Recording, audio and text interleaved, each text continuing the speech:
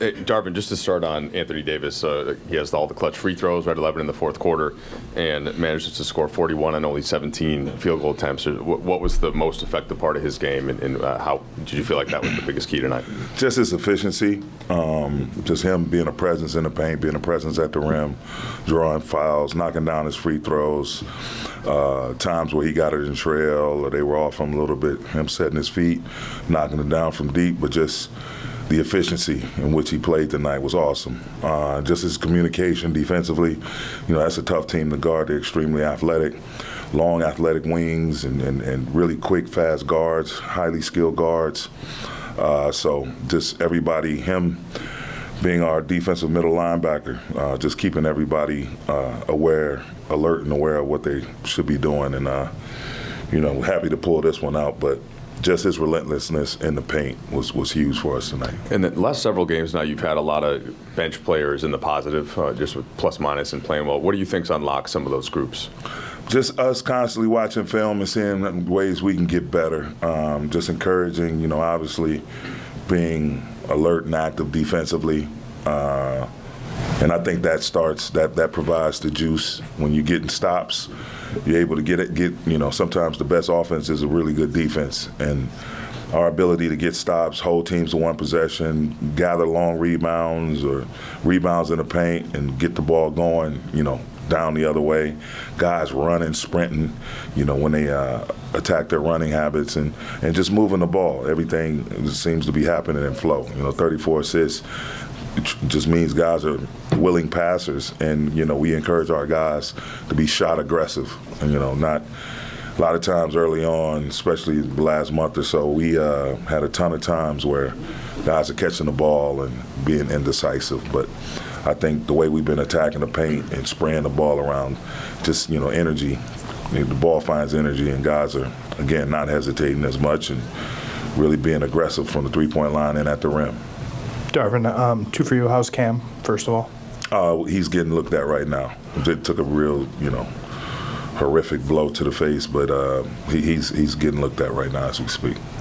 Secondly, you guys we've been in this room a lot. I feel like this year and been like, only 2 shots for AD in the fourth quarter or some version of that. And you guys have said we want to play through him late. Was this the best example of it? And as you guys kind of grab building pieces out of this stretch, is that another kind of lesson you can kind of add to the arsenal from tonight? Totally. I mean, we have a variety of different ways that we can score. Our offense has been not has been as good as we'd like. But having said that, guys, whether it's Bron, AD, Austin, D'Lo, whoever, we're pretty good about trying to read what's going on and what's working offensively. Some nights it's going to be AD posting up, him in the half roll. Some nights it's going to be AR handling the ball, making plays, being the initiator and pick and roll. Some nights it's going to be Bron doing both of those things. So, just reading the game and seeing how it was, guys see that he had it going in terms of his spacing and him being able to duck in and present himself big in the paint. He was able to get a lot of touches, and guys were finding him. And so, and his ability, again, to get to the free throw line and knock down free throws. So it's just a matter of reading the game and see how it's going. But all of those guys, they do a great job of having a feel of what's working and what we need to milk. Darvin, continuing with the AD theme, I think dating back now about a month to the in-season tournament championship, he's averaging about 31 points, 13 rebounds. Do you feel like this is the best stretch you've seen from him since you've been coaching him, just kind of on both sides overall, especially on the offensive end? Yeah, it's up there. I mean, the stretch he had last year, he had like an 8, 9, 10 game stretch last year. That was unbelievable. 55 points in Washington, 40 in Milwaukee. Like, that stretch was unbelievable. But yeah, you can tell his body's feeling good. He's in a good space. His energy is great. He's just doing what he needs to do.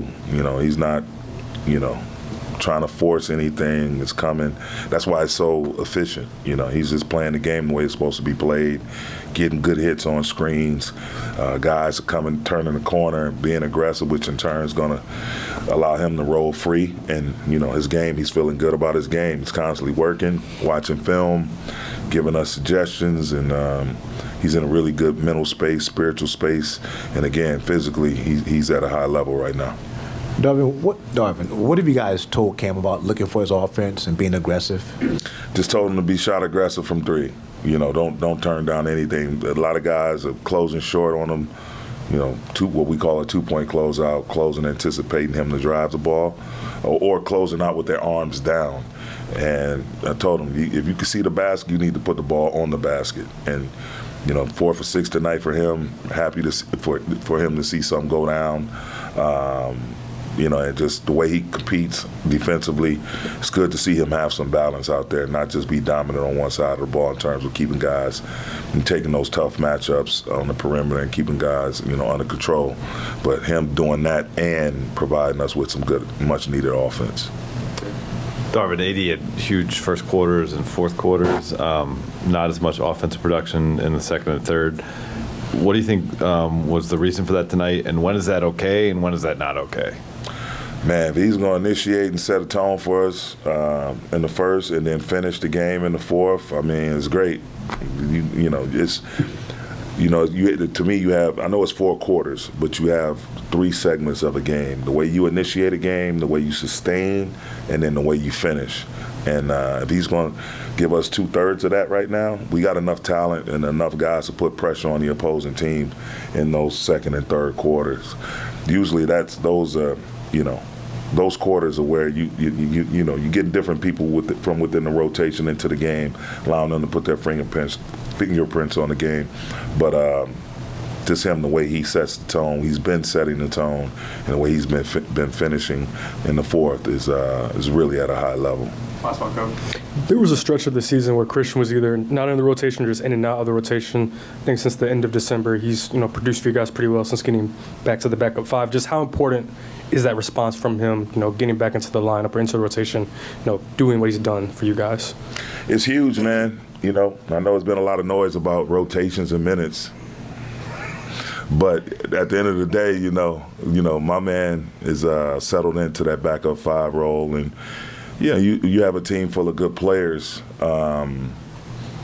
that all want to get out there and compete, and it's only so many. It's only 240 minutes in a game.